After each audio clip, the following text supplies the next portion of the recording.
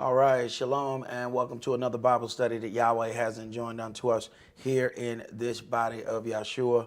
My name is Esaac ben Israel, and I'm the elder priest of the United Congregation of Israel. And I'm joined here with one of my other priests, Priest Mishael. Shalom, my brother. Shalom, brother. All right, so we're going to get into a few things.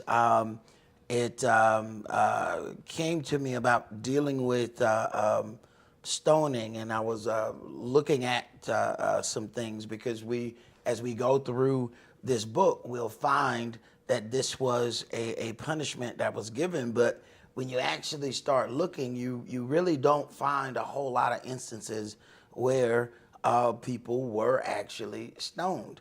You'll find that Yahweh deals with Israel in a collective manner. So there are situations where the children of Israel might do something that is punishable by stoning. Yet you'll find that that individual, or when he speaks of things, it has happened in continuance, and then the entire nation ends up getting that punishment. He doesn't necessarily always deal with Israel as a man. He deals with Israel collectively. So it kind of really puts the pressure on the rest of Israel to act accordingly. Now, when we do look into the scripture, we find about 7 or 8 people or so that were stoned. And most of those people were innocent. They were either stoned out of jealousy. I mean, they even tried to stone Yahshua. Okay, so there's always some things, but I guess we need to really look at it to figure out where that comes from and why would Yahweh even choose that as a method, because stoning is actually a slow process. It is not a easy way to be punished. So let's go to Deuteronomy chapter 9 so that we can get some form of understanding of this act. Because one of the things that we have to really ask ourselves, if this is the law of the land, then why is the present day Israel able to do so many things without any judgment whatsoever coming from Yahweh? But if you examine what is written in the book, it talks about, I'm going to make you jealous with a foolish nation. And how, what activates jealousy even more than when you do something and you're punished, and then it looks like other people do things and they not only are not punished, but it looks like they prosper while doing it. And that will definitely activate your jealousy. So we're going to begin tonight in Deuteronomy chapter 9, and we're going to start that at verse 1. Verse 1. Hear, O Israel, you are to pass over Jordan this day, to go in to possess nations greater and mightier than yourselves, cities great and fenced up to heaven. So you already have to have some serious faith in just believing what Yahweh has for you, because what Yahweh has for you is actually greater than you. Go and possess nations greater and mightier than you. All right. Cities great and fenced up to heaven. Wait a minute. We're talking about he's going to send Israel to go in and fight these giants. So when you look at how Yahweh gets him some glory, he takes a lesser people to go against a greater people, thereby giving him glory, because people will look and say, these people were not able to physically do this. So when I glance at the nation of Israel now, I don't see any situation where Yahweh is going to get glory when the people have drones and all kind of modern warfare weapons, and the other people are throwing rocks. Okay, you're not going to get any glory for your Elohim just going on, stepping on people like roaches. You have all the power and they have none. Yahweh ends up getting power when You have absolutely none, and you go in as David and then conquer Goliath. Now he gets power. Go ahead, brother. Did you have something? Yeah, it's interesting. You talk about all these other nations and stuff. We look at how the people that are in the land now, they depend on America, they depend on Great Britain. And just like when the brother just started out, the first thing it says is, "Hear, O Israel." If we think about it, a mixed multitude came out. But Yahweh lets it know, no, I'm just talking to Israel. Hear, O Israel, this is what y'all got to go do. Right. This is for you and you only. And it's rather interesting, just even the point of if their deliverance is coming from America and Great Britain, where is Yahweh in this mix? If America and Great Britain has to provide all of these weapons for them, where do you ever have to depend on your Elohim? Where do you ever have to walk in his law? You don't have to deal with him because you have something else that is going to come. So just in verse 2, we then get into he's describing even why when you talk about cities great and fenced up to heaven. Okay, well, if you have a giant and then you have to make a fence for the giant, then the giant is going to already have a fence so large that a regular man is going to be looking like, who going to get over that? First of all, who built that? So this is where you have to have the faith when Yahweh sends you to go and do something, because, physically, you're not supposed to be able to do this. Go ahead. A people great and tall, Uh-huh. the children of the Anakim, Right, children of the giants. Go ahead. whom you knowest, and of whom you has heard say, who can stand before the children of Anak? So let me ask you something. Were these the children of angels and women? Because we had to go in there. So you mean tell me we was fighting angel babies? Hey, that's what some people believe, man. I'm just saying, because this, I mean, we later in the game, because people, you ever notice that they always put the angels and the women earlier? Why? Because that was in Genesis, right? So then they said, that was a mystical time. All right, now, wait a minute now. We went in. We're talking about beginning of Israel. And we're going in, and the people are so big, the fences go up into the sky. Were those angel babies? I'm just asking a question. Is that not a valid question? Yeah, it is. For all the people who worship the angels, I just want to know, is these angel babies? I can't answer that. Sound like a new toy coming. Angel Babies. babies. Yeah, I can see the commercial in my mind. Angel babies, brought to you by the children of Anak. All right, go ahead, bro. Go ahead. I'm sorry. Go ahead. Verse 3. Understand therefore this day that Yahweh your El is he which go over before you. As a consuming fire he shall destroy them, and he shall bring them down before your faces. So shall you drive them out and destroy them quickly, as Yahweh has said unto you. Speak not you in your heart after that Yahweh your Elohim has cast them out from before you, saying, For my righteousness Yahweh has brought me in to possess this land. Right. Don't say it's because that Israel was so righteous that this is why he brought us in. No. Keep reading. But for the wickedness of these nations, Yahweh does drive them out from before you. Right. It was their wickedness that got them drove out, not your righteousness that's got you drove in. Go ahead. Not for your righteousness or for your uprightness of your heart does you go to possess their land. But for the wickedness of these nations, Yahweh your Elohim do drive them out from before you, and that he may perform the word which Yahweh sware unto your fathers, Abraham, Esaac, and Jacob. Now, it says, not for your righteousness or for your the uprightness of your heart do you go to possess their land. Well, wait a minute. That means this land that we call holy belongs to somebody else first. And I mean, he says their land. No. So it was given to them. why did he want to give it to them? Why did they have it? It's an interesting question. Go ahead. Understand therefore that Yahweh your Elohim give you not this good land to possess it for your righteousness, for you are a stiff-necked people.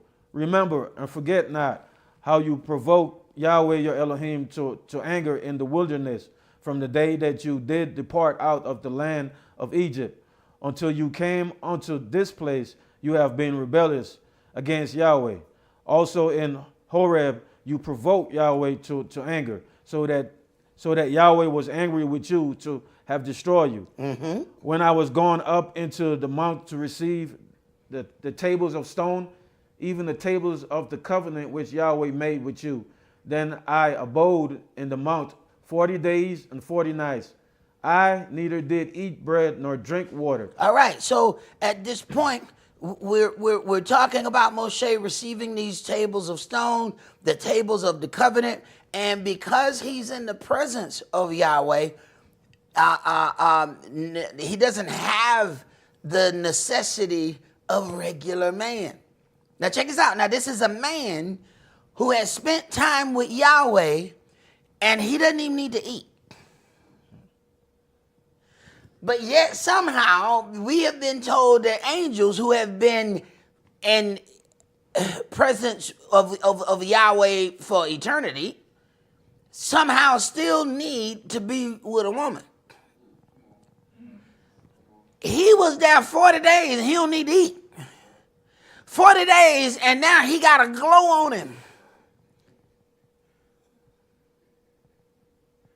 Now, what happened if you spend decades and hundreds of years with Yahweh? How is it that you're still the same?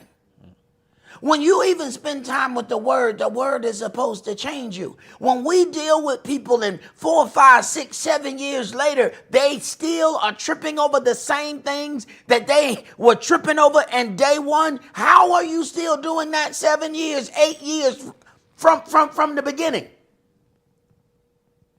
Moshe spent 40 days and he's changed. He's changing into a God.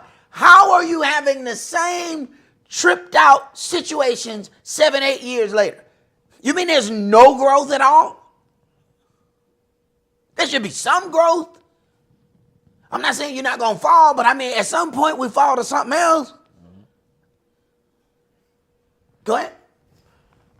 And Yahweh delivered unto me 2 tables of stone written with the finger of El, and on them was written according to all the words which Yahweh spake with you in the mount out of the midst of the fire in the day of the assembly. And it came to pass at the end of 40 days and 40 nights that Yahweh gave me the 2 tables of stone, even the tables of the covenant. And Yahweh said unto me, Arise, get you down quickly from hence.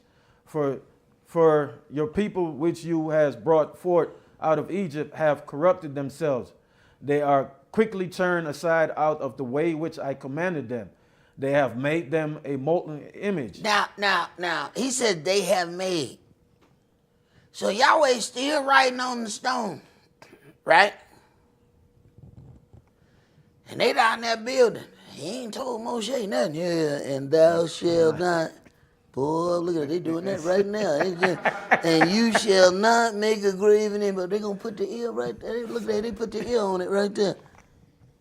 He said they have made. They was already done. Okay? Then y'all was, all right, now hurry up. All right, look, I just finished the last. Let me put my name on it. All right, I'm done. You need to hurry up. Because your people down there tripping. What are you talking about?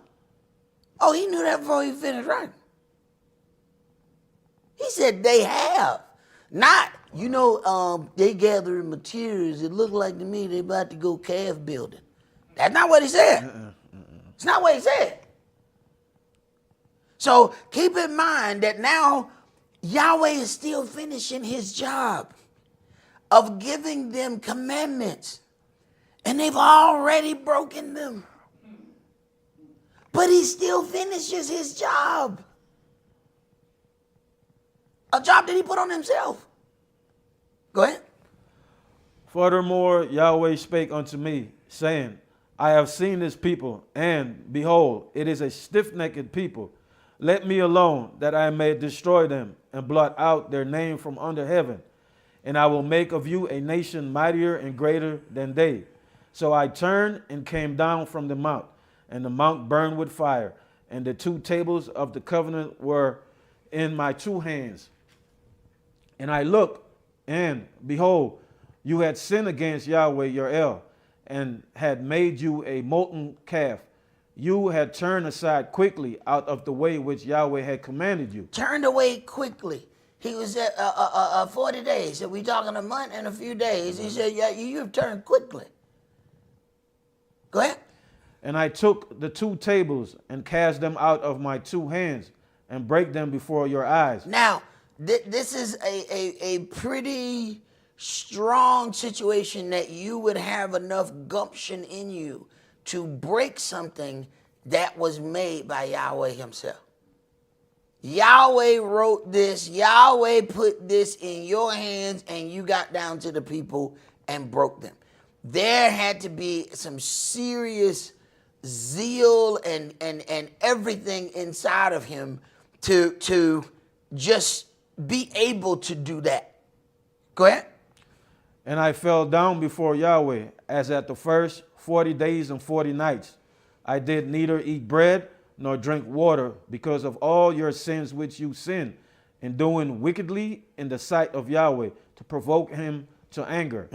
For I was afraid of the anger and hot displeasure, wherewith Yahweh was angry against you, to destroy you. But Yahweh hearkened unto me at that time also. But he hearkened unto me at that time also. And this is one of the things that we kind of touched on the Sabbath day.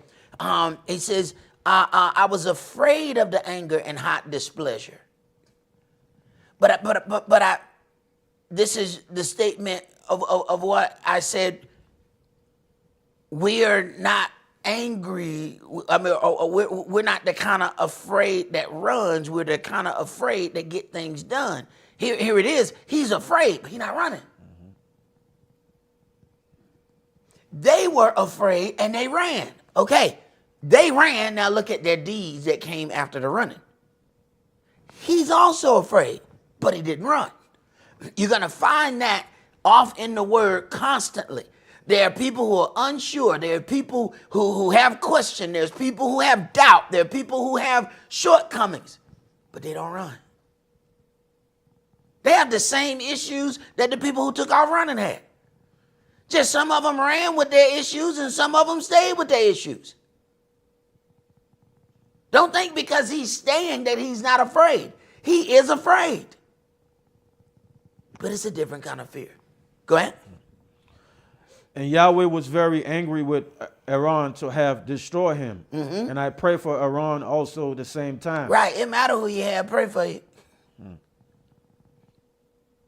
See, because we always ask that question. Hey, look, man. Hey, Aaron should have been dead. Hey, he should have been out of here.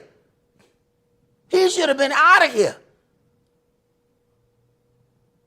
He was supposed to be in control of that. Moshe took care of that. Go ahead. And I took your sin, the calf which you had made, and burnt it with fire, and stamped it, and ground it very small, even until it was as small as dust. And I cast the dust thereof into the brook that descended out of the mount. And at Taberah, and at Massa, and at Kibroth Hattaavah, you provoked Yahweh to anger. All right. Now, I want to go to Exodus chapter 20. Now, part of that we're starting to get, okay, the children of Israel were given 2 pieces of stone with the law carved in it. They broke it. It is the broken pieces of the stone that is then thrown at Israel when the law is broken. So where do we get the stoning? Where is he even getting the stone? It was the stone that you broke to start with. This is the very first thing that's coming between a holy covenant between Israel and Yahweh. And it was broken. So that same law, the pieces of that law, the law was in those stones. So that law is what is then thrown at Israel as far as punishment. You get that on a whole nother scale toward the end of Yahshua. Now that same word that was carved in stone is then now written on paper. Yahshua is the words that it says the word is going to proceed out of his mouth, and that is what's going to pierce those people. Okay, it is the words of the covenant. So instead of the stone from Old Testament, it is going to be the sword from here, those words that he speak that are going to deal with judgment. So it's directly connected to where the word is. So Exodus chapter 20, and I want you to read verses 22 through 26. Verse 22. And Yahweh said unto Moshe, thus you shall say unto the children of Israel, you have seen that I have talked with you from heaven. You shall not make with me gods of silver, neither shall you make unto you gods of gold. An altar of earth you shall make unto me, and shall sacrifice thereon your burnt offerings and your peace offerings, your sheep and your oxen, in all places where I record my name. I will come unto you and I will bless you. Right. If he puts his name there, that is where his spirit is. Go ahead.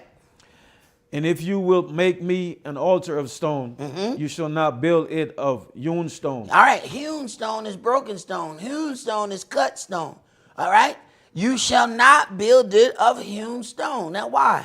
Go ahead. For if you lift up your tool upon it, you has polluted it. You have polluted it. So it's one piece of stone, not broken stone, not pieces of stone put together. Wait a minute. It was the stone that you broke the star with. So you're not going to make an altar of broken law, and then we supposed to offer sacrifices on a stone that represents the broken law? You're not going to do that. You're going to get one piece of stone. Well, this one ain't big, but go find another one then. So there's connection to that.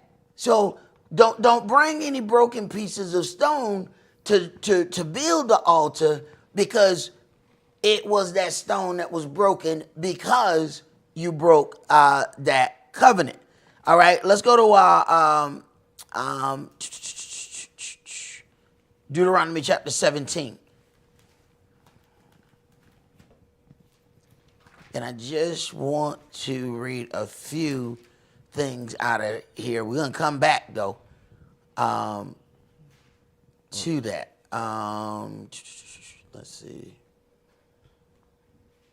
Start at verse 1. I want to read verse 1 through 7. 7. All right, verse 1. You shall not sacrifice unto Yahweh your Elohim any bullock or sheep wherein is blemish. If any evil favoredness, for that is an abomination unto Yahweh your Elohim. All right, so let's translate that into modern times. We're not sacrificing any bullock, sheep, or goats.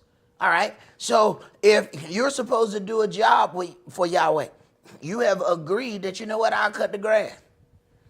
But you decide you're going to cut half the grass. Or you decide you're going to cut the grass, but you got a nasty disposition the whole time you cutting it. Matter of fact, you so nasty, you fussing at the grass while you cutting it. Can't believe you keep growing. You just make me sick. All right, so now there's evil favoredness, not because of the offering itself, but because of how it was done. You brought forth evil favoredness and then made your offering abomination. So if we're out doing the work and everybody's smiling except one individual, and that person act like they don't want to be there because they got something else going on, there's evil favoredness in their offering. It is now an abomination. And if you keep that going on, now everybody else's offering among that individual is now also an abomination. So you have no choice. That has to be removed. Go ahead. If there be found among you within any of your gates, which Yahweh your Elohim gives you, man or woman that has wrought wickedness in the sight of Yahweh your Elohim, in transgressing his covenant, and has gone and served other gods and worshiped them, either the sun or moon or any of the hosts of heaven, which I have not commanded. I have not commanded. All right. This is where some of the angel worship comes in. All right. Going to worship the host of heaven, which I have not commanded. First thing what adversary says, if you will bow down and worship me. All right. So then automatically, even if we're dealing with some kind of angel in that fashion, then those Lucifer's angels. So if people want to start worshiping angels, you have to ask yourself, whose angels are you worshiping? Let's just go ahead and keep it 1,000 and say you worship the adversary of the devil. Don't try to make it cool and say, well, you know, I believe in angels. Now, tell me which angel you believe in.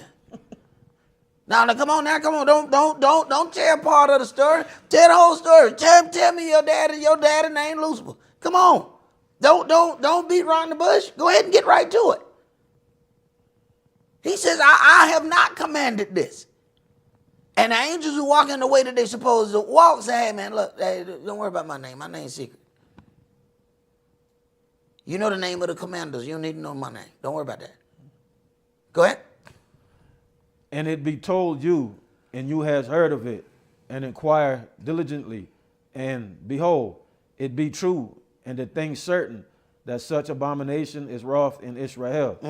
Then shall you bring forth that man or that woman which have committed that wicked thing unto your gates, even that man or that woman, and shall stone them with stones till they die. Now, first, there has to be diligent inquiry.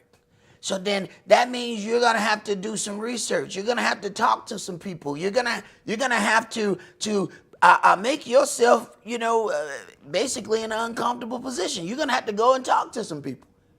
Hey, I need to know, what was your situation with this individual? Okay, all right. What was your conversation with this individual? Okay, next person. What was your? Wait a minute. Now I'm getting a whole consensus that there has been a lot of problems here with this individual. But if you don't make diligent inquiry, then you can't stand firmly when judgment is ultimately rendered.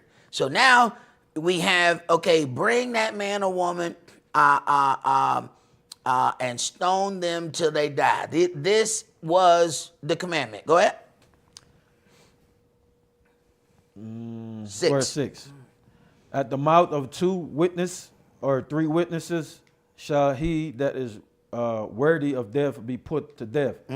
But at the mouth of 1 witness he shall not be put to death. Wait a minute. He shall not be put to death by 1 witness, because y'all know come on now. We know folk lie in a minute. As a matter of fact, folk lie before they tell the truth. Some folk lie so much they lie by accident. I didn't even mean to tell that lie. I don't even know why I lied that lie. That lie wasn't even liable. It wasn't a lie that was lie worthy. It was sitting on the edge and it just fell out. Right. Go ahead. The hands of the witness shall be first upon him to put him to death. Right. So that if there's any false judgment, who has blood on their hands first? So the witness has to be the very first to throw stones. But you know what? See, this is why we have given a birth to a real punk nation. See? So what happened is the very person who come and tell you, hey, brother, I'm going to tell you something about that brother over there. All right? Now, when the brother's in the room, they the first ones to go out the room. No. No, come punk. You the first one. You the one talking, right? You supposed to be the one to throw the first stone. But what happened? When those individuals get in the room together, all of a sudden the one who was pulling everybody to the side, quiet. Why you quiet now? No, that person who says that the individual is guilty has to be the first one to throw the stone. So if any blood come, that blood on that person's hand. But see, we want to do anonymous, dime dropping. We want to say something, but then when it's time to actually deal with that, we want to disappear and hide in the room. Now, another reason why there are two witnesses. How many tables did he come down with? Two. Yeah. He didn't come down with one table. Damn. He didn't come down with one. He came down with two. So you got to have at least two witnesses. Go ahead. And afterward, the hands of all the people. So you shall put the evil away from among you. All right. So you shall put the evil away from among you. Hold your place there, because we will eventually come back to that. All right. But so even dealing with this, you still don't have a whole lot of situations where there's so many people that were stoned. We have Stephen in Acts. We got Paul, although he didn't die. You got Naboth, of course, to stone him. Adoniram, Zechariah. All of these people were stoned, but didn't do things worthy. Now, Achan, Shalom's son, and then the one gathering sticks, they were doing things that were out of order. So let's go to Leviticus chapter 24.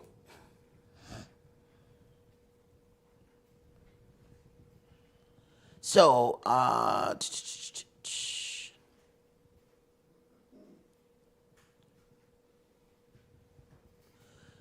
Leviticus 24 and started at verse 10. Verse 10. And the son of an Israelitish woman, whose father was an Egyptian, went out among the children of Israel. And this son of the Israelitish woman and a man of Israel strove together in the camp. All right, so they're in an argument, these two here. All right, go ahead. And the Israelitish woman's son blasphemed the name of Yahweh and cursed. And they brought him unto Moshe. And his mother's name was Shalom, the daughter of Deborah of the tribe of Dan. And they put him inward, that the mind of Yahweh might be showed them. Mm-hmm. And Yahweh spake unto Moshe, saying, bring forth him that has cursed without the camp, and let all that heard him lay their hands upon his head, and let all the congregation stone him. Uh-huh. And you shall speak unto the children of Israel, saying, whosoever curseth his Elohim shall bear his sin. And he that blasphemeth the name of Yahweh, he shall surely be put to death. And all the congregation shall certainly stone him, as well the stranger as he that is born in the land. When he blasphemeth the name of Yahweh, shall be put to death. All right, so that is the law of that land. So we automatically see between the son of an Israelitish woman whose father was Egyptian. Now, he's learned, you can automatically see, because his father was an Egyptian, that there's a lot of God worship into that. So is that what helped put forth that indignation against Yahweh? And as soon as they got into an argument, he didn't blaspheme the guy. He didn't say negative things about the guy. He said negative things about his God. So then now think about it. If we are out in the street and we go and do things, who's that negativity going to be accounted to? Is it going to be accounted unto us? Or when they find out who we are, do they then attribute that unto our God? It's amazing. If we don't worship anything, nobody says anything. You know, a regular old Joe Schmo in the middle of the street act a plumb fool. I mean, he act a fool from one end of the street to the other end of the street. You know what they say? That is certainly a fool right there. Now, somebody who believes in Yahweh or whatever they believe in, when they get into an altercation and they can act 1/4 of a fool. But once they know, oh, that person believes in such and such, now it's going to be, you see how them Israelites do. Now, wow, now that's interesting. Now, this other guy done act the fool from stop sign to stop sign, but it wasn't attributed unto no God. Now, the other person acted a quarter of a fool now, but now all of a sudden, all of that went to his God. Kind of interesting how this game is played. So I had an experience with that where with my mechanic, I ended up in an altercation with this other guy, and my mechanic jumped in and separated us and pulled me to the side. And one of the things that the first thing that he said, he was like, "Man, I never seen you like this, bro. Like, what's going on? Is it because of the culture that you walk in now?" And I was like, "Man, they ain't got nothing to do with it." But the shame fell upon me, bro, and that's why. Like now I try to tell people like, hey, we really got to be mindful of how we conduct ourselves when we out there in the world. Because you never know who's looking and you never know what could happen. Just be mindful of how you walk. And it's interesting because what helps them automatically put that there? Like now that you are walking in a culture, any anger you feel has to be with the new culture. Could it be that this dude is just ticked me off and he's an a-hole? Oh, yeah. You know what I'm saying? It couldn't be that. It must be this God you worshiping. I ain't never seen you mad before. Well, you think I'm a grown man and I ain't never got mad before? Do you think I looked for you every time I got mad? Like, wait a minute, where's James? No. But it's interesting how that will then be attributed unto your Elohim. Without any doing of ours, it's automatically going to be said that way. Let there be any kind of altercation. Boom. That's that God that they worship. Yep. That's why you have to be careful. Let's go to Joshua chapter 7.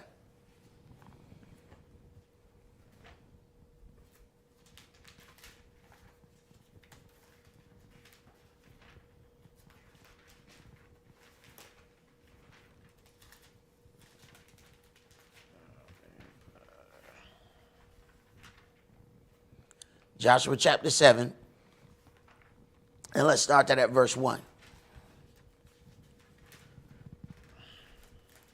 And when you deal with this son of an Israelitish woman, understand it's the law of the land. Just because your daddy Egyptian don't mean that you get to blaspheme the name of Yahweh. Right. Matter of fact, why didn't he just say he got a pass because his mama was Jewish? I mean, he was Jewish to his mama. Oh, that wasn't pass, right? Yeah, that ain't. Oh, okay. All right, my bad. All right, Joshua chapter 7. Verse 1. But the children of Israel committed a trespass in the accursed thing. For Achan, the son of Carmi, the son of Zabdi, the son of Zerah, of the tribe of Yehudah, took of the accursed thing. And the anger of Yahweh was kindled against the children of Israel. Right. If anything is supposed to belong to Yahweh, or Yahweh said don't touch it, you have now touched an accursed thing, especially if the thing either belongs to him or he said don't touch it. Now, if it's both of those things, you really got something going on. Go ahead. And Joshua sent men from Jericho to Ai, which is beside Beth-haven, on the east side of Bethel, and spake unto them, saying, Go up and view the country. And the man went up and viewed Ai. And they returned to Joshua and said unto him, Let not all the people go up, but let about 2,000 or 3,000 men go up and smite Ai, and make not all the people to labor thither, for they are but few. Right. This small work right here. This light work. You know what I'm saying? Just send a couple thousand, man. That's it. We don't need everybody to go and take care of it. Go ahead. So there went up thither of the people about 3,000 men, and they fled before the men of Ai. And the men of Ai smote of them about 36 men. Now, they were supposed to go down there and whoop up everything. Yet, Israel going and now taking loss. Go ahead. For they chased them from before the gate even unto Shebarim, and smote them in the going down. Wherefore the hearts of the people melted and became as water. Right. Ain't nothing like winning and then you take that first L. That first L make even championship teams get they need to get weak when they take that first loss. That first loss hurt. Go ahead. And Joshua rent his clothes and fell to the earth upon his face before the ark of Yahweh until the eventide. And he and the elders of Israel and put dust upon their hands. All right, so Joshua rent his clothes. He fell to the earth upon his face before the ark of Yahweh until eventide. He been crying and praying for a minute now. All right, go ahead. And Joshua said, Alas, O Adonai Yah, wherefore as you at all brought this people over Jordan to deliver us into the hand of the Amorites, to destroy us, would to Elohim we had been content and dwelt on the other side of Jordan. O Adonai, what shall I say when Israel turned their backs before their enemies? For the Canaanites and all the inhabitants of the land shall hear of it, and shall environ us around, and cut off our name from the earth. And what will you do unto your great name? So now all of this is coming to question because something has happened. Go ahead. And Yahweh said unto Joshua, Get you up, wherefore lies you thus upon your face? Now, this is where it get interesting. Yahweh let him lay down there all night. He done laid down there to the day, to the sun done went down, to eventide, and Yahweh says, get up. Why you lying on your face? What? Go ahead. Israel has sinned, and they have also transgressed my covenant which I commanded them. For they have even taken of the accursed thing, and have also stolen and disassembled also, and they have put it even among their own stuff. Wait a minute. Yahweh got the whole thing laid out. Wait a minute. They have transgressed my covenant. They have taken of the accursed thing, so thereby they have stolen it because it was set for a purpose. They then disassembled it and then hid it among their own stuff. So now if it's sanctified, it can't be sanctified no more. It's among your stuff. Go ahead. Therefore the children of Israel could not stand before their enemies. All right, stop. So at this point, why is this one man not stoned automatically? But what has happened when he deals with Israel, Israel collectively is Israel, not all individually. So what happens between man and man, you have this altercation where there's judgment, but here you have Israel. One Israelite has done this. 30-something Israelites are now dead because the one did something. See, everything about Israel is about dealing as a unit and as a family. But what the adversary wants to do is make us individualized so that we only deal with ourselves. So this is the slick trick from the beginning. For Elohim does know that surely you're going to be like a God. You know, I do feel God-like. You know what? Hand me that thing. I'm gonna, you know what? I need to go ahead and get all my God-like character. Right. Start thinking about you. So once it can get this individual thing going, then we're so busy dealing with that we don't really understand. No. Other people are going to suffer for your actions. Because sometimes when we suffer for our actions, it doesn't do anything for us. You know, some of us, we so headstrong, yeah, I'll take the blame. All right, I tell you what, don't worry about it. I'm not going to punish you for it. I'm going to punish your kid. Uh-oh, now it's different. Now, we don't, I don't want to be bad no more. No, too late. I told you what the circumstances were. No, I thought you were just going to do it to me. No. Because you don't care nothing about you. But you care about them. Go ahead. But turned their backs before their enemies, because they were accursed. Neither will I be with you anymore, except you destroy the accursed from among you. Up. Check that out now. All right. So this one individual has stolen of the accursed thing. Now 30 plus people have already died.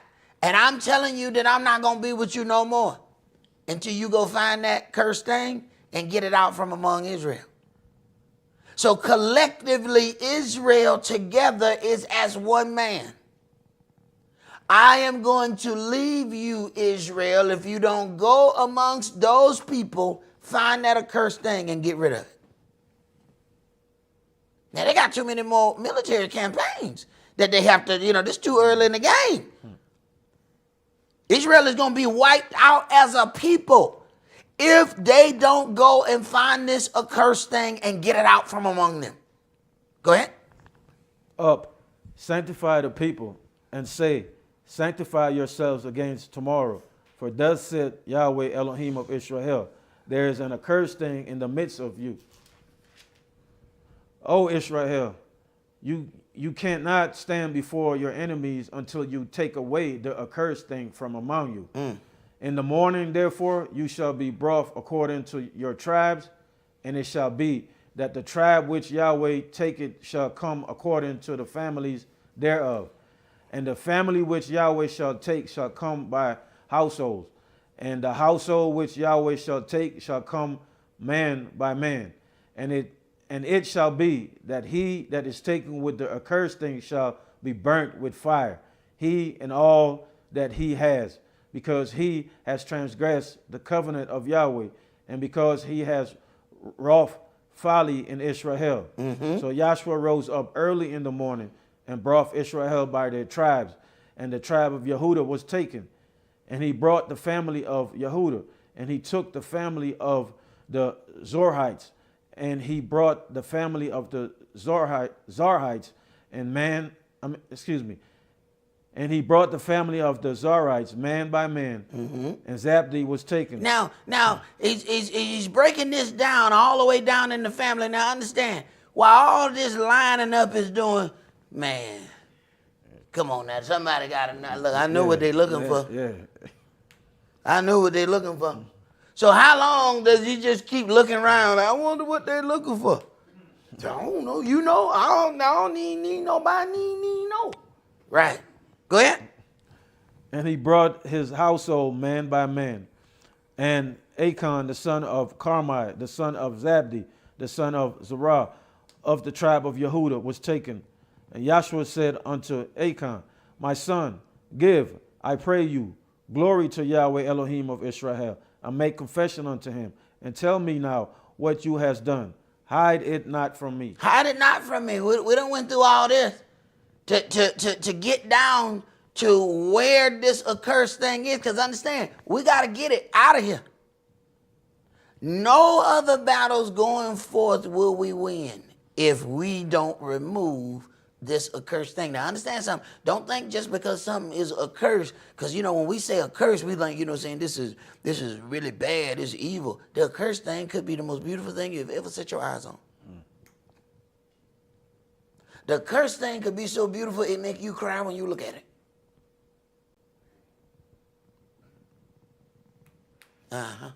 Go ahead. Verse 20. And Achan answered Joshua and said, indeed, I have sinned against Yahweh Elohim of Israel, and thus have I done. When I saw among the spoils a goodly Babylonish garment. Wait a minute, a goodly Babylon. He didn't say, it was a little raggedy little piece of garment. It was down all this accursed thing was nice. Go ahead. And 200 shekels of silver. Oh. And a wedge of gold of 50 shekels weight. Then I coveted them and took them, and behold, they are hid in the earth in the midst of my tent, and the silver under it. Man, this man messed up, man, because is this man Achan or Acon? That's why Acon call it convict music? Is it? Is this what Acon get convict music? Because when he I got locked up. Wait, and this is him, right? And wasn't he stealing cars? You sure what? Yeah, okay. All right. We convict music. Go ahead, bro. I'm just looking. The man named Akon or Akon, whatever the man name is. It just okay. That's funny you saying that. I'm trying not to say Akon when I'm reading this. But hey, the man stole. Hey, sometimes you have to think about what it is you're naming yourself. You know, this guy was a thief. Go ahead. So Joshua sent messengers, and they ran unto the tent. And behold, it was hid in his tent, and the silver under it. And they took them out of the midst of the tent, and brought them unto Joshua, and unto all the children of Israel, and laid them out before Yahweh. And Joshua and all Israel with him took Achan, the son of Zerah, and the silver, and the garment, and the wedge of gold, and his sons, and his daughters, and his oxen, and his asses, and his sheep, and his tent, and all that he had. And they brought them unto the valley of Achor. And Joshua said, Why has you troubled us? Yahweh shall trouble you this day. And all Israel stoned him with the stones, and burned them with fire, after they had stoned them with stones. Wow. And they raised over him a great heap of stones unto this day. So Yahweh turned from the fierceness of his anger, wherefore the name of that place was called the Valley of Achor unto this day. Right. All right. So you see some serious judgment. Yahweh doesn't deal with each judgment right at that moment. Yahweh ends up dealing with collective judgment. So whereas something may happen, Yahweh let it happen. He said, no. Why? I throw one rock, I only get one man. Go ahead and let me get his 49 friends. Then I'm going to go ahead and get all of them then. Damn, even in this situation of 49 could be your family. I mean, because exactly. he took every exactly. So daughter, so you have all of this where you have now brought this accursed thing. Understand? Now wait a minute. You got to get the accursed thing out from among Israel. He brought the accursed thing and hid it amongst his house. So if he brought the accursed thing, disassembled it, hid it among his stuff, he now accursed all the other people in the house. Wow. So he didn't just bring the curse to him. He brought the curse to he brought it in the house. And then that house was in the midst of the children of Israel. So now you have a house within a house. So that house is already cursed. But if he doesn't get it out of Israel, the entire body then becomes cursed. So now this action has to be dealt with. Yahweh is something else. Let's go to Numbers chapter 15.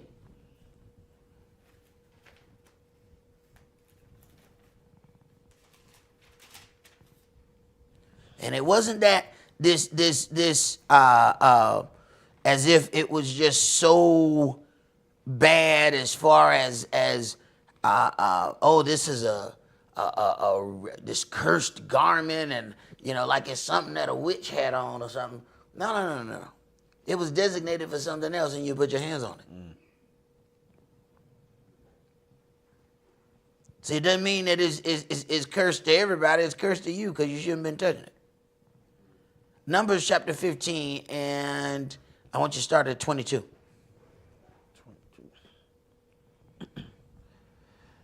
And if you have erred and not observe all these commandments which Yahweh has spoken unto Moshe, even all that Yahweh has commanded you by the hand of Moshe, from the day that Yahweh commanded Moshe, and henceforward among your generations, then it shall be, if aught be committed by ignorance without the knowledge of the congregation. Wait a minute. So now there's a transgression of the law without the full understanding of what that is. All right, go ahead. That all the congregation shall offer one young bullock for a burnt offering, for a sweet savior unto Yahweh, with his meat offering and his drink offering according to the manner, and one kid of the goats for a sin offering.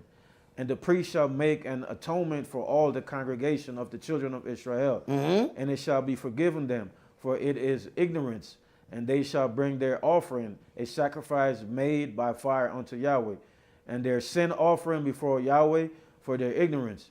And it shall be forgiven all the congregation of the children of Israel, and the stranger that sojourneth among them, seeing all the people were in ignorance. Seeing all the people were in ignorance. Well, understand. Why see, Yahweh got like a, so he got like a ignorant covering, you know what I'm saying? Like, you know what I'm saying, you know what, you ain't know no better, you stupid. Come on, don't worry about it. Wait a minute. What kind of sense that make? Oh, everybody don't have one of these. See, we take for granted, we don't understand what that means. Some of us have 4, 5 of these. Okay? But then we still want to claim to be protected under ignorance. But in the same breath, we'll tell you how smart we are. You think I ain't got no sense? All right, well, you did such and such. Well, wait a minute, you know, I don't, you know, I believe in judge not, you know what I'm saying? Wait a minute, whoa. Well, you just told me how smart you were. You told me how much understanding you got. Now when it come down to judgment, all of a sudden now you know you ain't know no better. So we can't be, you know, on one hand proclaiming how intelligent we are, and then on the other end, you know, don't deal with me harshly because I don't know no better. Because they gotta go to the meeting place to go and read this. You can just read this when you get sleepy. Mm-hmm. Don't worry, it'll take care of insomnia. You know what I'm saying? You say you can't, I can't sleep at all. I can't sleep at all, I can't sleep no matter what. Put that right there by your bed, I'm trying to tell you. Put it right there, just right there. When you can't sleep, pick it up and start reading. I said, you're going to find slob all in this book right here. You're not going to even be able to close it. You're going to fall asleep, the book's still going to be open. Right, don't worry about it. It'll cure insomnia for you. Because when you start reading, the adversary going to lullaby you right to sleep. But you trying to learn about Yahweh? Oh, then he going to sing sweet lullabies to you and make sure you go to sleep. Don't you worry about that. Go ahead, brother. Where we at? Verse 27. All right. And if any soul sin through ignorance, then he shall bring a she-goat of the first year for a sin offering. And the priest shall make an atonement for the soul that sinneth ignorantly, when he sinneth by ignorance before Yahweh, to make an atonement for him, it shall be forgiven him. You shall have one law for him that sinneth through ignorance, both for him that is born among the children of Israel, and for the stranger that sojourneth among them. But the soul that does aught presumptuously, whether he be born in the land or a stranger, the same reproacheth Yahweh, and that soul shall be cut off from among his people. All right, so the soul that does aught presumptuously. All right, now, whether he be born in the land or a stranger, the same reproaches Yahweh. Keep going. Because he has despised the word of Yahweh and has broken his commandment, that soul shall utterly be cut off. This lawlessness shall be upon him. So then if it is presumptuous and it says that he has despised the word of Yahweh. So that means he knew it and he just decided he wasn't going to do it. He knew it, but he wasn't going to do it. That describes a whole lot of people. It wasn't that we didn't understand what was written. We knew what was written. We just had our own decision about what was written. Go ahead. And while the children of Israel were in the wilderness, they found a man that gathered sticks upon the Sabbath day. And they that found him gathering sticks brought him unto Moshe and Aaron and unto all the congregation. Now, this is one of the things that seems like, you know, especially when you first start reading, you know, this seems like one of the most unfair things ever. They found a man gathering sticks on the Sabbath day. Oh my goodness, you know, man, you can imagine the first people start reading this book, gathering sticks. I just got through gathering sticks. I ain't gonna gather sticks no more ever again in life. So you don't really get this right away because it seems like a very, cause you gotta think, okay, Achan got locked up. Okay, he stole, right? Mm-hmm. But you know, my bad. I can't stop it. So you know what he did? I mean, he stole something that belonged to Yahweh. This man gathering sticks, bro. Mm-hmm. So when you look at it, this one right here just sounds horrible. Like, oh man, but come on, man, please tell me he not finna like stone this dude, cause they tell you sticks and stones may break your bone. Well, he had sticks and stones. He was gathering sticks, and it looked like he about to get the stones. Go ahead. And they put him in ward because it was not declared what should be done to him. Mm-hmm. And Yahweh said unto Moshe, the man shall be surely put to death. All the congregation shall stone him with stones. All the congregation got to stone him with stones. That's a lot of stones. Go ahead. And all the congregation brought him without the camp and stoned him with stones. And he died, as Yahweh commanded Moshe. And I think this is, right after this part, and this is when you read with a lack of understanding. The very next thing that he goes into is the fringes. And I think this is why we have the fringers today. We have all of those people who the fringes are the most important thing, because somebody just got stoned one verse up. Mm-hmm. And then after that, it goes into the fringes. So now they think the fringes are the actual commandment. They are about, now the fringes was to make you remember the commandment. So what had happened here? First of all, this seems like a really unfair situation. Why did Yahweh stone this man for gathering sticks? I mean, this was a common thing with sticks and stones may break my bones. But here we go. He actually this was a presumptuous sin. Mm-hmm. He knew what it was. All right? He was gathering these sticks. You gather these sticks so that you can go and build the fire. This will be your fuel to be able to work. So he is planning to disobey Yahweh. Now you understand when you go above that why Yahweh was talking about presumptuous sins. Because he's like, look, I'm about to take care of this. This is not just a situation of this person doing this. This is something that they are planning and they know better. It's not a sin out of ignorance. They know exactly what they're doing. It's just like we were told about the manna. Don't go out on the Sabbath. You're going to get a double worth of the manna on the preparation day. So they got double the amount and it didn't spoil. What happened? On the Sabbath day, they still went out. Mm-hmm. To the point where he got to say, look here, on the Sabbath, don't come out your house. Just don't come out your house. But that was not his original intention. It was because of the presumptuous sins that we would walk in. Doing something that we didn't even have to do. If you got double the amount of manna, tell me why you out looking for today. You got enough for yesterday and today.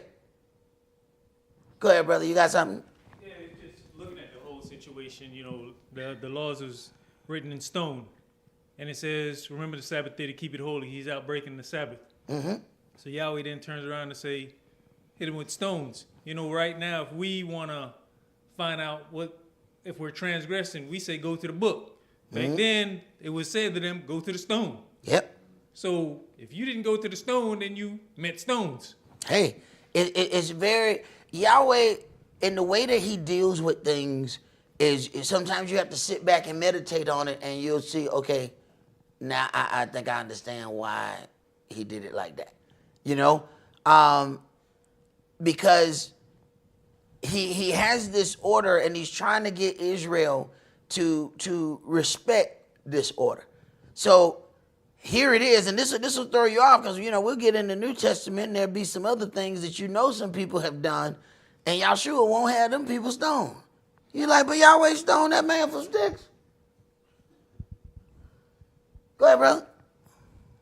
I mean, in this situation, it ain't just for sticks. It's like it said, presumptuously. Exactly. He was so it's more like it was like he was monetary gain for him. He was preparing to work, right? Well, not just that. He's doing it right as the instruction was already given. He know it's like your daddy said, all right, you on punishment, don't go outside. You not only go outside, But you out going door to door Yo, trying to yeah. get other people outside. Hey, man, won't you come outside? Hey, bro, didn't your daddy tell you? Because I heard your daddy tell you not to come outside. Bro, why you at my door? Nah, bro, I'm not coming outside with you. But I can come outside, but I ain't coming outside with you. Because I don't want to be there when your daddy see you. I don't want him to think I had nothing to do with it. And your dad ain't my daddy, but I ain't going out there with you.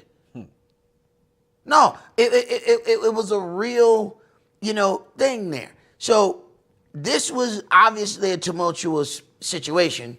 And then as you get down into verse 37, and Yahweh spake unto Moshe, saying, speak unto the children of Israel, and bid them that they make fringes in the borders of their garments throughout their generations, that they put upon the fringe of the borders a ribbon of blue. And it shall be unto you for a fringe, that you may look upon it, and remember the commandments of Yahweh. You will see folks, and they will oh, you Hebrew? Well, where your fringes at? The fringes were made for people to remember to keep the commandment. But they actually put so much. I seen a picture the other day where somebody had on glasses and they had fringes on the glasses. The folk were going to the gym, I think, you know what I'm saying, and I guess they were gonna see some tights and some spandex. And they need to have the law before their eyes. Because you see a lot of things in the gym. So the fringes was on the glasses. I said, man, that's interesting right there. But maybe, but if your eyes cause you to sin, then go ahead and put those fringes on your eyes. I mean, it's gonna make it hard to see. And maybe that's what you need. Maybe you need not to see, so that you remember to keep the law. I don't know. But you can't hold everybody accountable for your shortcomings. If you can't see something in sin, does that mean that your brother need to block his vision? Because you can't look at it in sin and not sin? Go ahead, brother. You got something? First of all, fringers is crazy, but that's crazy. I'm thinking about this presumptuous sin stuff, man. Cause all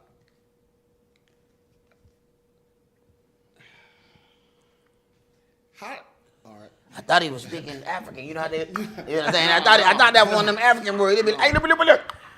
Go ahead. Cause we all got this flesh thing, man. But how do you?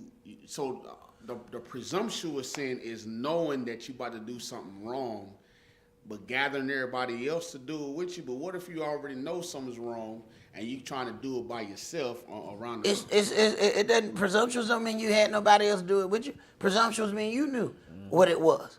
All right. It wasn't a situation where I got into something. Some things happened. I found myself at a place where I had no business going, and I ended up in the situation. But how can you say you ended up in the situation when you planned it? You know what I'm saying? Look, hey, how y'all doing? Is this Motel 8? Yeah. Yeah, give me the you know what? Give me the single. I ain't gonna need nothing but a single. Right. And then, Yahweh, I just found myself at the Motel 8. Then you put a reservation in? Then you get a reservation? I don't think you just found yourself at the Motel 8. I think you went there, you planned on going there. So here we go with some of these things. There are always things where we can get caught up, the flesh leads you, and you totally ashamed. And normally, the shame don't normally come until you're done. Hey, something about shame, boy. Shame know exactly when to show up. I said, the whole time you planning, shame like, no, I ain't gonna come yet. You know what I'm saying?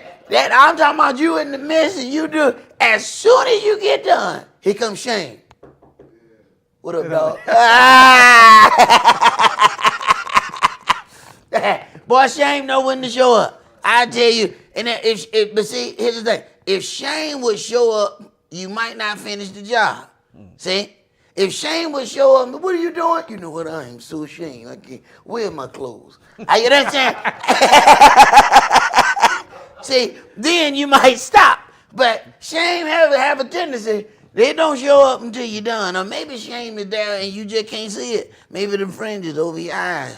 And you and you can't see it. I don't know. I don't know. But hey, look, we there's none of us, you know, immune to fighting the flesh. We're all covered in it, you know. So at any given time, flesh may be winning the battle. You know, it's a war.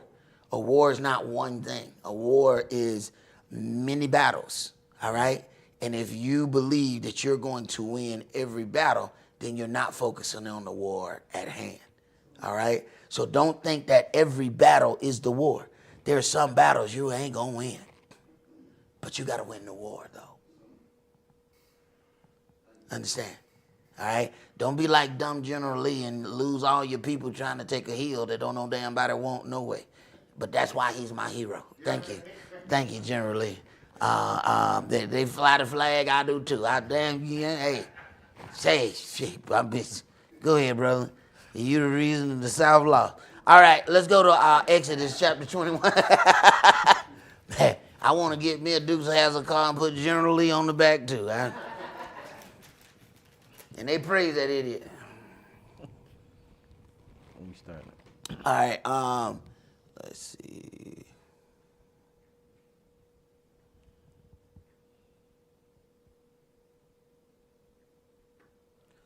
Oh, we're gonna go. Go start at 12. Exodus 21 and verse 12. Verse 12. He that smited a man so that he die shall be surely put to death.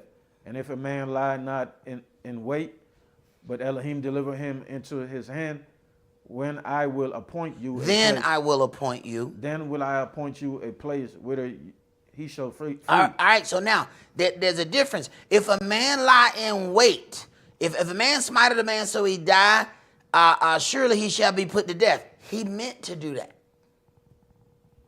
Okay?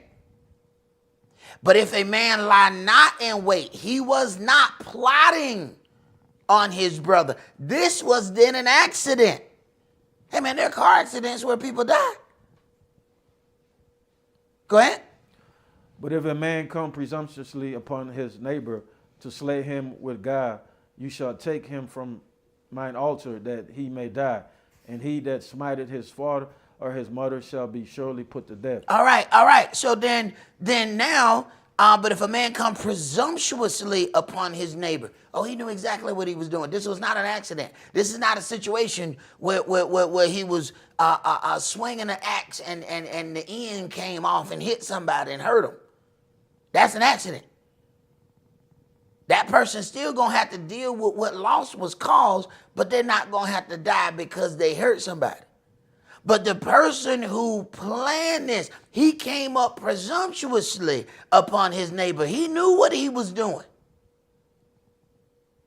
Even today, in their law, they have murder and then premeditated murder.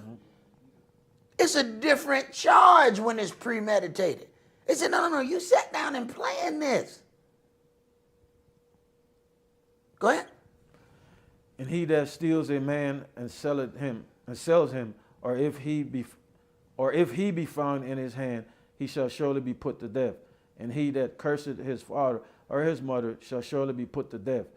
And if man strive together, and one smite another with a stone or with his fist, and he die not, but keeps his bed, if he rise again and walk abroad upon his staff, then shall he that smote him be quit. Only he shall pay for the loss of his time. Restitution. Only he shall pay for the loss of his time. It said, you hit him with your fist. You know what I'm saying? You beat him down, whatever. All right, he in the hospital. All right. Well, all his bill he can't pay, you paying. You got to pay for the loss. He wasn't able to work. So that stuff. What do you think they doing when you get in a car accident and them vultures start calling you on the phone and saying, "I represent you. I represent you." Okay, they want to then see And they trying to tell you, look, don't go to work. Don't go to work. So they can get a bigger settlement. So you got folks say, well, I ain't really that hurt. Well, you won't get some money? Then you better be more hurt. All right, now stay at home now. Now learn how to limp. Now I'm gonna send you to a doctor, and this doctor feel bad. No matter what, you feel bad. You understand what I'm saying to you? And Dr. Feel Bad, I said, wait a minute, now I thought I should be going to Dr. Feel Good. Not this time. You want Dr. Feel Bad. Because this way you're going to get a big check if you go to Dr. Feel Bad. So then they got their own Feel Bad doctors so that they can stretch out your injury. What is the payment based on? They base that on your loss of work. So then they're getting more money. But the lawyer didn't tell you he was going to take 35% though. I was just about to. You know what I'm talking about? He didn't tell you that. Now he started working, getting more money while he telling you, look, play sick at the house. Well, wait a minute, look here, lawyer. Hey, look here, man, that my lights flickered the other day. They flicked them just to let me know you ain't paid the bill. Hey, they flick it about one time. They just make it go, all right, now you about to, hey, keep on playing. Go ahead, bro. Yeah, all the restitutions is supposed to be the person that's hurt though, not the lawyer, man. You know what I mean? Hey, bro, welcome to Babylon, bro. Welcome to Babylon. You get in the situation, the lawyer get more money than a person who hurt. Because understand something, all the fees come out your end. Yep. Even though, he getting 33% or whatever that is, understand, all of the doctor bill, that come out of your end. Yep. All of the advances, all of that's got interest on it, all of that. So by the time they take out all of that, you left with nothing. He says, you gonna pay for his time. This is the restitution. And if our law, see, the law is made specifically difficult for a reason so that regular man can't litigate in their little circle. Yahweh law, we shouldn't need a lawyer. You're gonna bring the same Bible to court that you took to church. Why can't you defend yourself? If you can't defend yourself in Israel, we got to ask, what's wrong with you? Because this should be the culture that you grew up in. So then you need to bring that same law book. Come on, let's go. You should be able to litigate your own case. This is something that you deal in. So because their law is specifically made, and they use a whole lot of Latin terms that none of us, you go into jurisprudence, let's tubivis. What? The hell you talking about? Oh, we said come up here and sign your name. Why the hell you didn't just say come up here and sign my name? Right. Because they don't want you to understand it. They don't want you to understand it. Thereby, you will always have to depend on them interpreting it for you. Right. Go ahead, brother. And shall cause him to be thoroughly healed. And if a man smite his servant or his maid with a rod, and he die under his hand, he shall be surely punished. Notwithstanding, if he continue a day or two, he shall not be punished, for he is his money. Wow. So then when they smote them slaves, man, shouldn't they be punished for that? Hey, bro, Yahweh deals with punishment collectively, right? Hold on now. He doesn't deal with every individual. Okay, all right. See, a whole lot of things that people think they done got away with. They think they done got away with it because he is not judged yet. No. He judges collectively. My Elohim is a great Elohim. He's not coming out here dealing with every little spat, you know what I'm saying? He bumped into my car. Man, I'm not that. Come on, bro. Move on. Look, I take care of that. He's finna deal with nations. And he's gonna deal with nations as individuals. So when he says your nation has done this, you're going to have a whole lot of people say, I didn't do wrong. All right, well, some of these other people who he just dealt with, how many of the people in their family did that? But that cursed gold and silver went into their house, right? Okay. Did the cursed gold and silver go into their house? The same ones who saying, well, I didn't own slaves. You didn't have to. The money was in your house, though. And I don't see you getting none of it back. Matter of fact, speak of reparations and everybody get hurt. Now everybody else can receive reparations. Say it and say that with us. Oh, it's a problem. But everybody else has received something. But that's all right. Yahweh know not to give us nothing here because we going to spend it all right here if he give it to him. He gave Israel silver and gold. He said, you go and spoil the Egyptians. But that was on their way out. Not while they were standing there. Because we know that we would have bought all the golden calves. We'd have had diamond calves. We would have had a whole cow. We'd had a cow medallion, bro. I'm talking about we had a cow medallion with red ruby eyes, and you touch the tail, that mug move. That was bad. That's bad, brother. We'd have the diamond and the cow move. You can just move the legs and move with it. Oh, man. He knew not to give us no money to that. We wasn't going to do nothing righteous with it. And it's the same thing here. Same thing. He can't give us no money here. So people can keep talking about reparations all they want. We ain't getting no money until we get out of here. Go ahead. Verse 22. If man strive and hurt a woman with child, so that her fruit depart from her, and yet no mischief follow, he shall be surely punished. According as the woman's husband will lay upon him. According as the woman's husband will lay upon him. Go ahead. And he shall pay as the judges determine. And if any mischief follow, then you shall give life for life, eye for eye, tooth for tooth, hand for hand, foot for foot, burning for burning, wound for wound, stripe for stripe. And if a man smite the eye of his servant or the eye of his maid, that it perish, he shall let him go free for his eyes' sake. All right, no, wait. If a man smite the eye of his servant or the eye of his maid, that it perish, that eye don't work no more. Wow. Now that person free because of the damage. Now wait a minute, man. We talking about folk got their foot cut off. We talking about people got worse than foot cut off. We talking about all of this. They were supposed to go free when they got treated like that. Now understand now. Now that's all judgment. Yahweh did not deal with it. Now he's got to collectively deal with all that judgment. So all the people that say, my folks didn't do nothing. Okay, say what you got to say. But I'm trying to tell you, Yahweh doesn't deal with things individually like men. When Israel does all of these things, he comes back and he deals with Israel as a whole. He didn't deal with Israel as an individual man. He didn't go to Achan and say, you stole this one. No. All of these people died because of his dealings. So that's something that we have to keep in the back of our mind as we begin to get closer and closer to the revealing of things here on the earth. Go ahead. And if he smite out his manservant tooth or his maidservant's tooth, he shall let him go free for his tooth's sake. You see how this law helps protect how a slave is treated? Mm-hmm. So if you mistreat the slave, and understand now, if we just back up and even deal with, Roman slavery, understand they would put anybody in slavery. It didn't have to be no black people, anybody. And they had straight sexual slaves. We won't even discuss that. No. They had slaves that were not, they weren't in no field.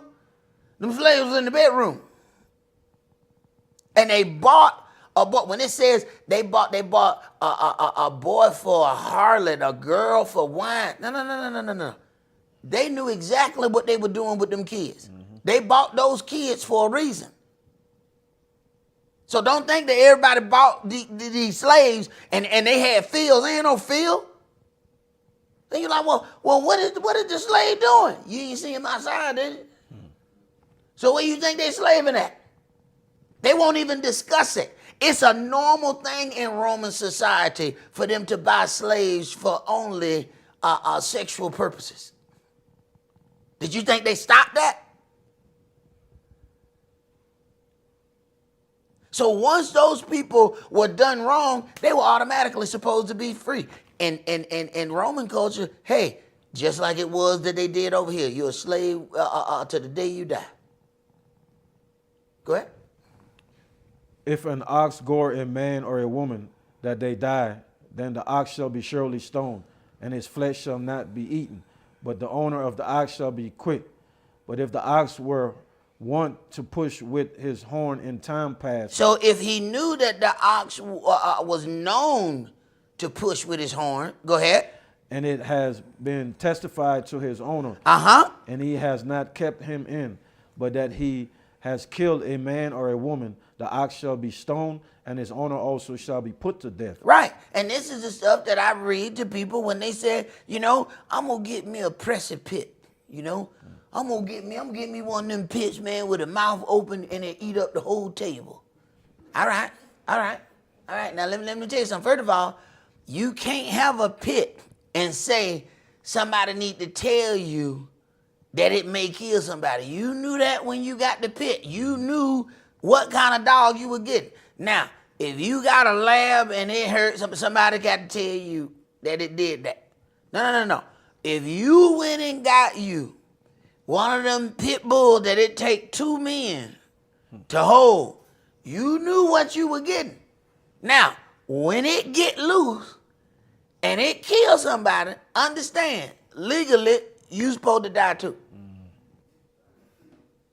Because you knew what you were getting when you got it. Don't nobody have to tell you, all right, it was known to push. Now, people told you your dog will bite. You knew what kind of dog that was. This dog fight to the death. Go ahead. Verse 30.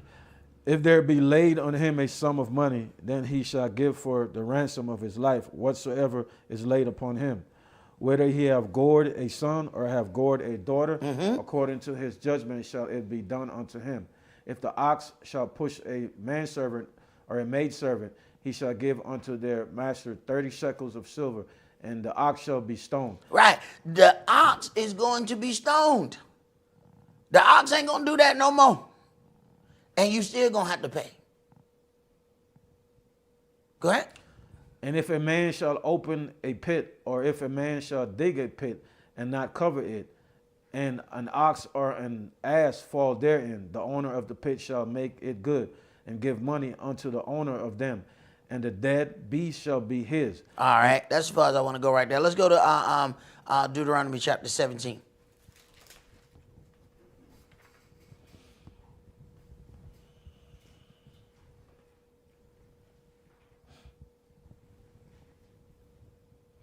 And I want you to start at verse 8. Verse 8.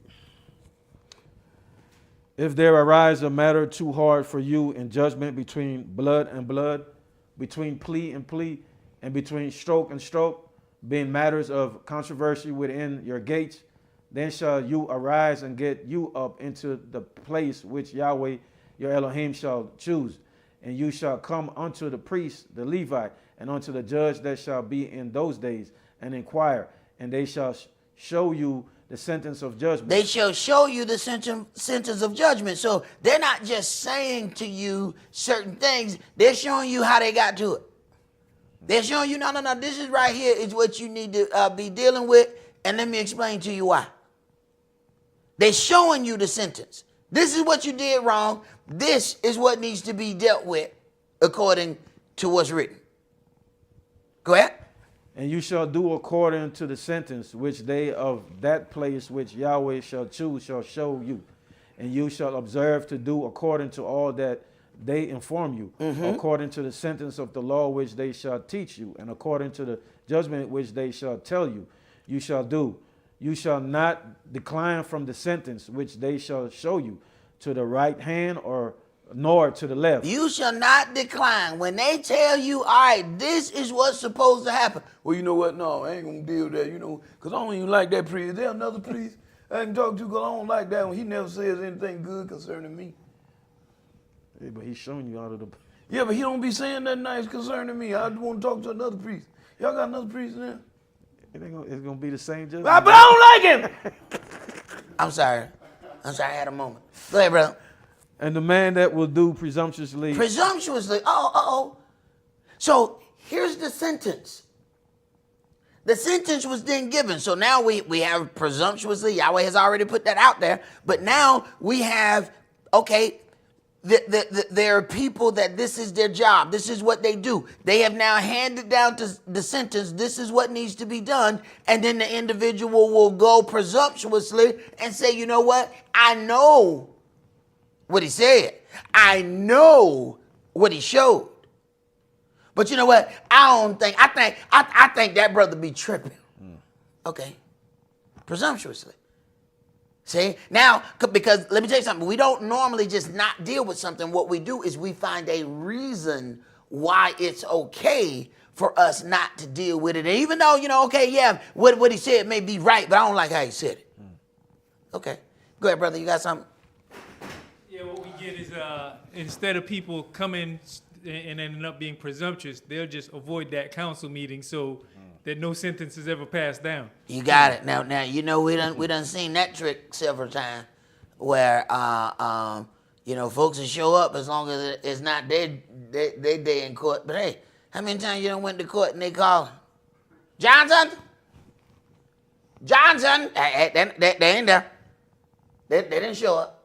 So they think if they just keep going, that it disappears. No, they just gonna catch you on the back road one day and realize that your name in that computer and you still going downtown. Go ahead.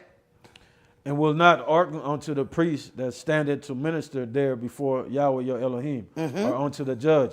Even that man shall die, and you shall put away the evil from Israel. Right. But understand, we read all of these things about stoning. We read all of this. This says, you shall put away the evil from Israel. Let me tell you something.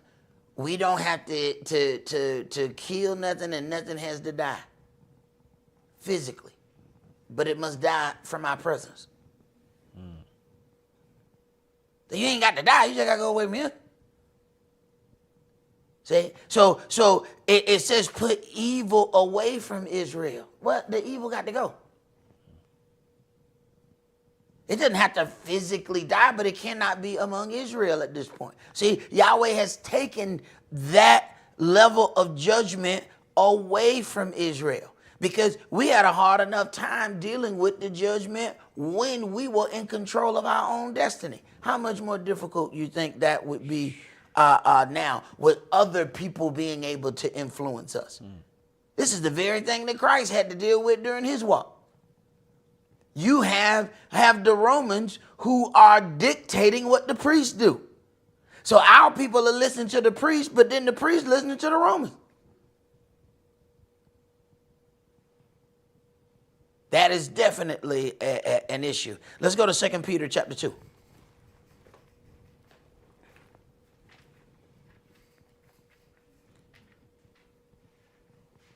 And Yahweh is not just going to allow situations where other people get to dictate to his servants.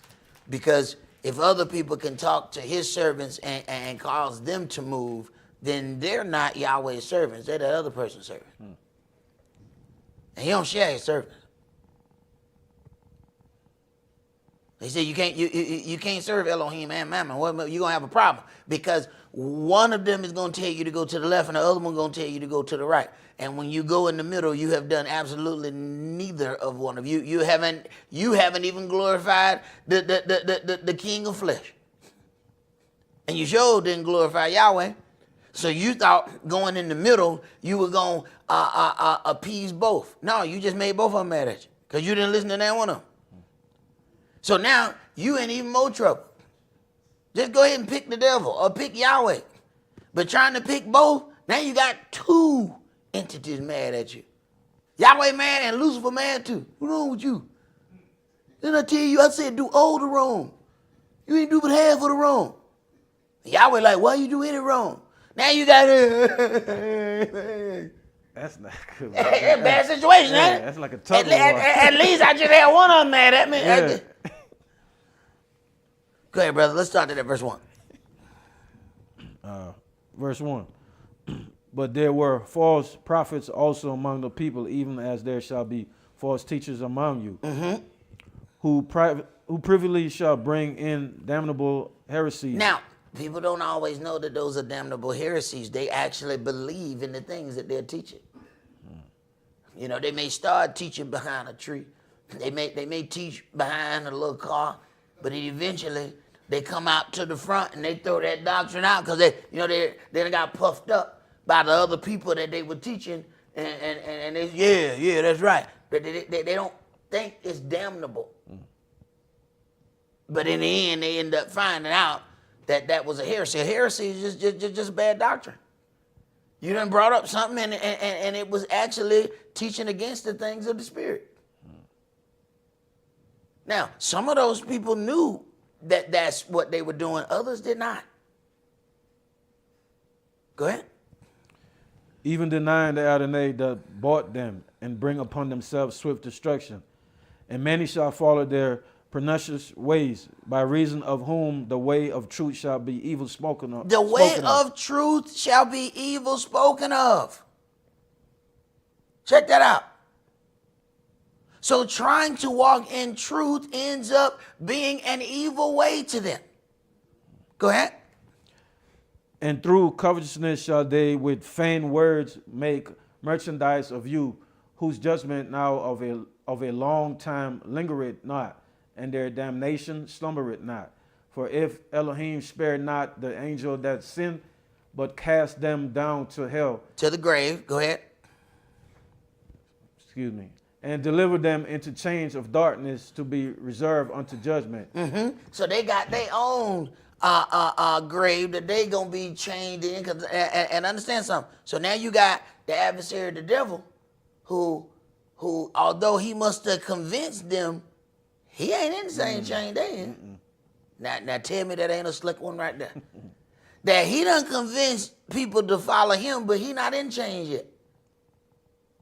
See, he still have to be convicted or completely evicted out of heaven.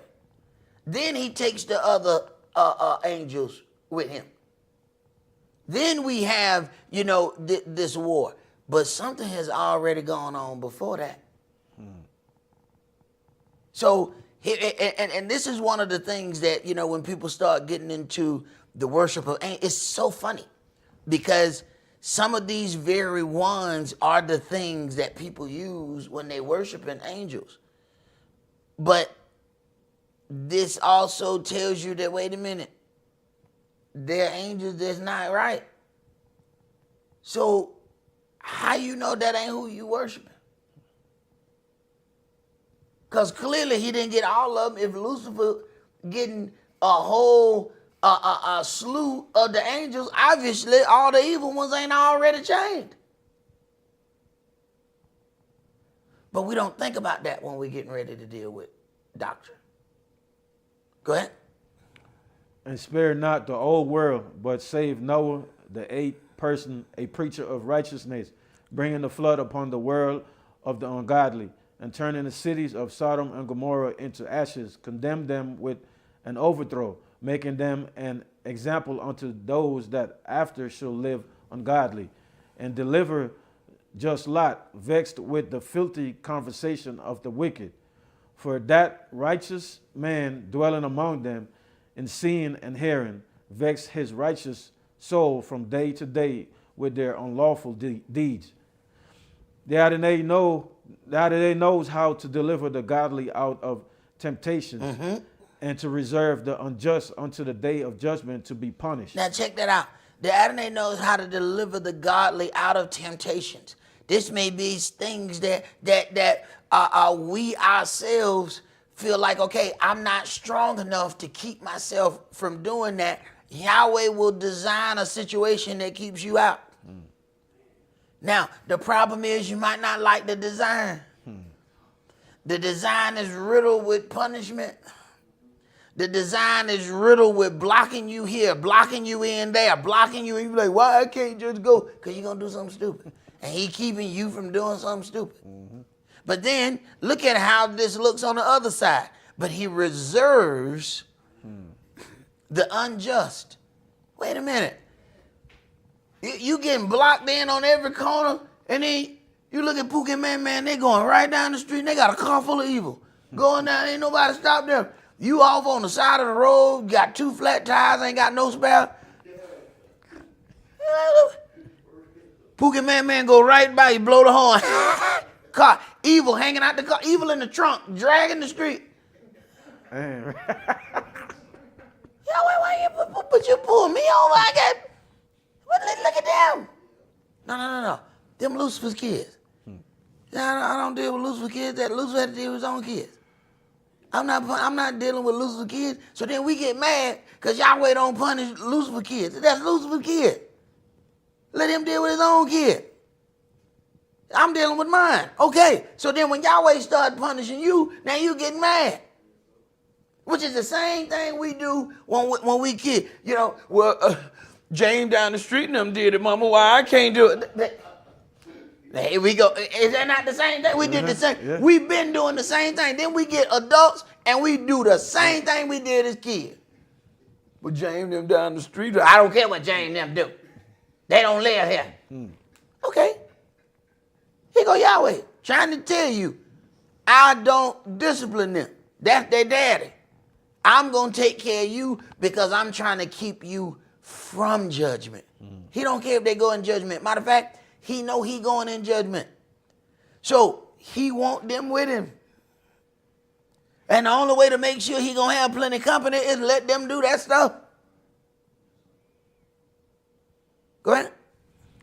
But chiefly them that walk after the flesh in the lust of uncleanness and despise government. Despise government. Go ahead. Presumptuous are they. Presumptuous are they. They despise the order. See? Everywhere they have to speak against the order because they hate order. They're presumptuous. Go ahead. Self-willed. Self-willed. It is all about what they, if it was me. I mean, if it was me, this is how I would, if it was me.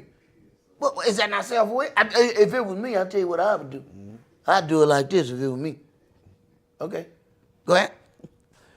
They are not afraid to speak evil of dignity. They are not afraid to speak evil of any of Yahweh's servants. Let me tell you something. Whenever Yahweh puts somebody in a place to do a job, now you got a dignity. Why? It's an angel helping direct that.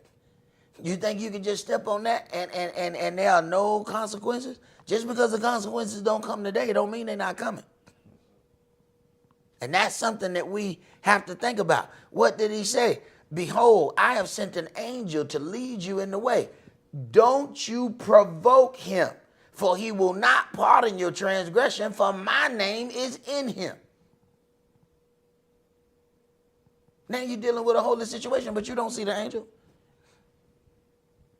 You see his handiwork. You see when you step in a path that you should not have stepped in. You see when he utters a judgment, but you don't see him. This is what makes it so easy for us to speak evil of dignities. Go ahead. Whereas angels, which are greater in power and might, bring not railing accusation against them before the Adonai. But these, as natural brute beasts, made to be taken and destroyed, speak evil of the things that they understand not. Is that not us? Whenever we get to something that we can't understand, it then must be bad. It must be something because we can't figure out how it was done. Go ahead. And shall utterly perish in their own corruption, and shall receive the reward of unrighteousness as they that count it pleasure to riot in the daytime. Spots they are, and blemishes, sporting themselves with their own deceivings, while they feast with you. While they feast with you. All right. Smiling, but still having all kind of issues going on. But Yahweh doesn't just jump in and stone every individual who jumps out of line. Yahweh is a merciful Elohim. He gives us opportunity to decide if all right, I know you have done these things, but judge yourself. If you can judge yourself, if you can repent, if you can turn that, you have the opportunity to erase that action. When Yahshua told the woman, because they was trying to get her stoned, all right? He said, all right, he that is without sin cast the first stone. He knew that the judgment was false. They said that they caught her in the very act of adultery. Bottom line, she supposed to be stoned. What Yahshua said, once he got everybody out, go and sin no more. He didn't say she didn't do it. He knew she did it. But there was mercy there. You know, she didn't try to go and tell Yahshua, you know what, I ain't do this. You know that? They said this woman was caught in the very act of adultery. You know you don't have no words from the woman in that? I didn't do that. I didn't do it. No, we was playing Uno. I mean, you know what I'm talking about. We was playing, And well, wait a minute. She didn't say nothing. He said, go and sin no more. Okay. Done deal. So there is still, that mercy that's there, but not if we fake at it. Not if we fake at dealing with it. Not once did that woman try to act like she wasn't a part of that. So even when we look at this stoning, sometimes we'll look and we'll see, man, it was, real harsh in the Old Testament, but you can't read about a whole lot of stonings like that, even though you know that, hey, that is in the law. And when Yahweh dealt with it, he dealt with a whole bunch of people all at once. So what was that about? If we got the evil out of Israel, then all the evil didn't come to all of Israel. But if we kept allowing the things to go on amongst us, now the entire family of Israel has to deal with that judgment. So we have to make a decision whether we're going to be those that say, oh, I'm neutral, or whether we're going to be one of those that's in that big lump sum judgment. That's a question that each person have to answer on their own. But that's all that we're going to do for tonight. And let's leave out with the prayer. We're going to rise and face the east.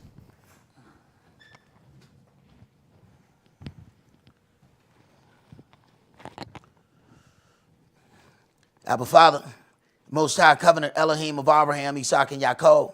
Abba Father, we thank you for allowing us to gather together to read out of the legacy that you have left unto us.